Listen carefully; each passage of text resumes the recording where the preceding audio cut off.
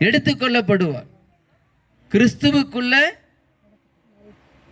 ஆமென். அல்லேலூயா, அல்லேலூயா.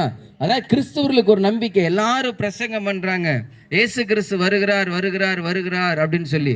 அப்ப இயேசு கிறிஸ்து எதற்கு வருகிறார் அப்படின்னா, நமக்கு இன்னொரு வாழ்க்கை உண்டு, இன்னொரு வாழ்க்கை இருக்குது. அந்த வாழ்க்கைக்கு அழைப்பதற்காக தேவன் என்ன பண்ணுவார்?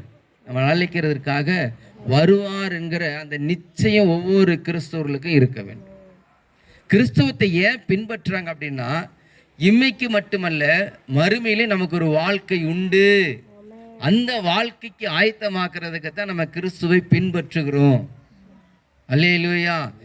இப்போ பரலோகம் அப்படின்னு ஒன்று உண்டு. அதே இன்னொரு என்ன சொல்லுங்க, மோட்சம் சொல்றாங்களா? அல்லேலூயா, மோட்சம். அல்லேலூயா. அப்போ மோட்சம் அடையணும் அப்படின்னா யார் மூலமா அடைய முடியும்? பரலோகம் போனா யார் மூலமா போக முடியும்? அதனால தான் ஆண்டவர் சொல்றாரு, நானே வழியும் சத்தியும் ஜீவனுமாய் இருக்கிறேன், என்னை இல்லாமல் ஒருவனும் பிதாவினிடத்தில் வரான். அல்லேலூயா, அல்லேலூயா. இங்க பவுல் கொரிந்து பட்டணத்துக்கு எழுதும்போது